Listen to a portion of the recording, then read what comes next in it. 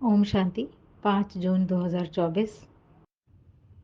आज हम अव्यक्त वाणी का सार सुनेंगे।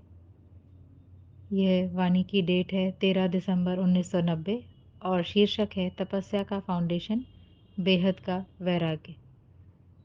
इसमें बाप दादा आज कह रहे हैं कि सभी बच्चे एक ही गीत गाते हैं, मेरा बाबा सभी के मन की एक ही साज है। बाबा सुनते हैं, फिर कहते हैं कि ब्रह्मा बाबा अव्यक्त होते भी व्यक्त में क्यों आकर पाठ बजाते हैं, समान बनाने के लिए। ब्रह्मा बाप अव्यक्त से व्यक्त में आए तो बच्चों को भी क्या करना है, रिटर्न में व्यक्त से अव्यक्त बनना है। समय प्रमाण, अव्यक्त मिलन, अव्यक्त रूप से सेवा अभी अति आवश्यक है। और इसके लिए बाबा कहते हैं कि बच्चों से कि बच्चे इस समय तपस्या वर्ष मना रहे हैं। 1991 तपस्या वर्ष मनाया गया था। बाप दादा को हर्ष है कि मेजॉरिटी बच्चों का उमंग उत्साह अच्छा है। तो बाबा कहते हैं कि प्यार करना अति सहज है, सब करते हैं, ये बाप भी जानते हैं, लेकिन रिटर्न स्वरूप में बाप दादा के समान बनना है। इसमें चाहने और करने में अंतर आ जाता है। और तपस्या का सदा और सहज फाउंडेशन है बेहद का वैराग्य। बेहद का वैराग्य अर्थात चारों ओर के किनारे छोड़ देना। चारों ओर के किनारे जितना अपनी पहचान बनाई हुई है हद की दुनिया से, सारी तरफ से अपनी पहचानों को छोड़ते चलना, क्योंकि किनारे को सहारा बना दिया है। समय प्रमाण प्यारे बने और समय प्रमाण श्रीमत पर निमित्त बनी हुई आत्माओं के इशारे प्रमाण सेकंड में बुद्धि प्यारे से फिर न्यारी बन जाए, वह नहीं होती। तो बाबा कहते हैं बैलेंस नहीं रहता है। प्यारे बनते हैं तो न्यारे नहीं बन पाते। न्यारे बनने में क्या सोचते हैं कि हिम्मत चाहिए, लेकिन बाबा की पढ़ाई क्या है, दोनों एक समय पर हो। बैलेंस इतना हो कि एक सेकंड प्यारा और न्यारा दोनों एक साथ हो। बाबा कहते हैं तपस्या की सफलता का विशेष आधार क्या है, एक शब्द का पाठ पक्का करो। तपस्या अर्थात है एक का बनना, जिसको बाप दादा एक नामी कहते हैं। तपस्या अर्थात मन बुद्धि को एकाग्र करना, एकांत प्रिय रहना और स्थिति को एक रस रखना। तपस्या अर्थात सर्व खजानों को व्यर्थ से बचाना, अर्थात इकोनॉमी से चलना। तो एक का पाठ पक्का हुआ है या मुश्किल है? मुश्किल है कि सहज है? बाबा कहते हैं कि एक का पाठ पक्का होगा तो सब सहज होगा, अगर एक का पाठ ही नहीं है तो सब मुश्किल है। बाबा कहते हैं अनेक प्रकार की मेहनत से छूट गए हो, क्योंकि एक का पाठ पढ़ रहे हो तो अनेक प्रकार की मेहनत से छूट गए हो। बहुत बहुत भाग्यवान हो।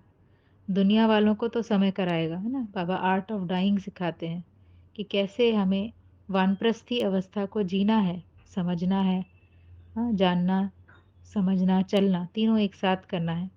तो कहते हैं दुनिया वालों को तो समय कराएगा। बाबा अभी से हमें समझानी दे रहे हैं कि वैराग्य, हाँ, हर मोह को नष्ट करते चलो।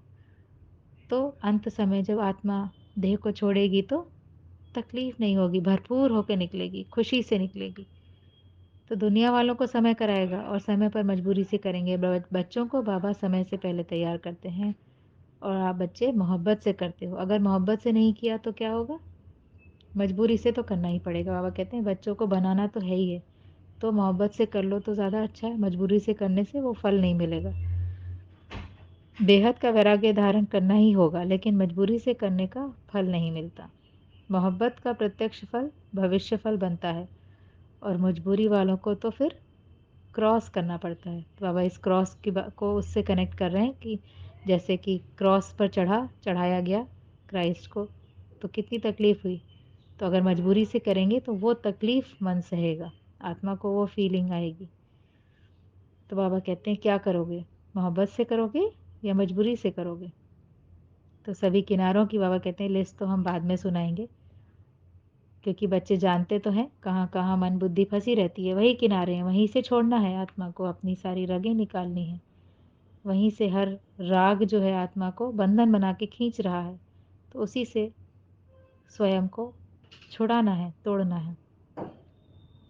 बाप दादा कहते हैं देखते भी सब हैं लेकिन नहीं भी देखते हैं, जानते भी सब हैं लेकिन नहीं भी जानते हैं। जो आवश्यक नहीं वो न देखते हैं न जानते हैं। खेल तो बहुत अच्छे देखते हैं, फिर कभी सुनाएंगे।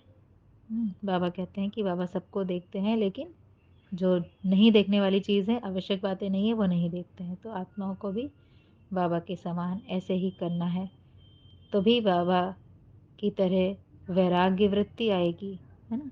तो बाबा कह रहे हैं तपस्या करना, बेहद की वैराग्य वृत्ति में रहना सहज है ना। किनारों को छोड़ना मुश्किल लगता है क्या? लेकिन बनना भी आपको ही है। बनना भी आपको ही है। तो बाबा कहते हैं कि ये एक एक का पाठ पक्का कर लो तो फिर सारी मुश्किलें आसान हैं। एक का पाठ पक्का नहीं करते हो तो फिर वैराग्य वृत्ति नहीं आती है। फिर कहते हैं आगे कि समझदार कौन है? जिसे माया की भी समझ है, और जिसे माया की समझ नहीं तो वो धोखा खाता है। और धोखा खाना अर्थात दुख का आह्वान करना। माया जो है तरह तरह के प्रलोभन लेकर आती है या डाउन करती है कि तुम तो हो नहीं ऐसे, अभी बड़ों ने तो किया नहीं, तुम कैसे कर लोगे, ऐसे ऐसे संकल्प क्रिएट करती है। तो इससे खबरदारी रखनी है, क्योंकि बाबा का हर एक बच्चा राजा बच्चा है। तो ये ऐसी माया को भी समझना है, क्योंकि अगर नहीं समझा या बहुत अच्छी कोई फीलिंग आ गई उससे अपनी पहचान बना ली तो वहाँ पे भी धोखा है। क्योंकि हर एक फीलिंग जो यहाँ आ रही है और जा रही है वो कैसी है? वह ट्रुथ नहीं है, क्योंकि जो चीज़ बदल रही है वो असत्य है, और आत्मा तो सत्य है, बाबा तो सत्य है। तो इस असत्य को पहचान लेना माने दुख से छूट जाना। इस असत्य से अपनी पहचान नहीं बनाना माने दुख से छूट जाना। और इस असत्य से पहचान बना लेना अर्थात धोखा खाना, अर्थात दुख का आह्वान करना। तो कोई दुख लेना चाहता है क्या? नहीं चाहता है ना। तो बाबा कहते हैं कि बस ऐसा करो कि पुरुषार्थ में पहले मैं, माया के वश होने में पहले मैं नहीं, पुरुषार्थ में पहले मैं। ऐसा नहीं कि दूसरा बदलेगा तो हम बदलेंगे, ये करेगा तो हम करेंगे, नहीं। पहले मैं कहाँ? पुरुषार्थ में। तो अगर रास्ता गलत पकड़ लेते हो, बाबा कहते हैं सफलता तो हुई पड़ी है, सिर्फ थोड़ा सा रास्ता बदली कर देते हो, बदली करने से मंजिल दूर हो जाती है, समय लगता है। कोई रॉन्ग रास्ते पर चला जाएगा तो मंजिल दूर हो जाएगी। कहीं दूसरी जगह पहचान बना रहे हैं एक को छोड़कर तो मंजिल दूर है। तो बाबा कहते हैं ऐसी पहचान नहीं बनाओ, क्योंकि मोहब्बत का पलड़ा फिर हल्का हो जाता है, फिर मेहनत करनी पड़ती है। तो ऐसा नहीं करेंगे तो सदा उड़ते रहेंगे, पुरुषार्थ में सदा उड़ते रहेंगे। अच्छा, ओम शांति।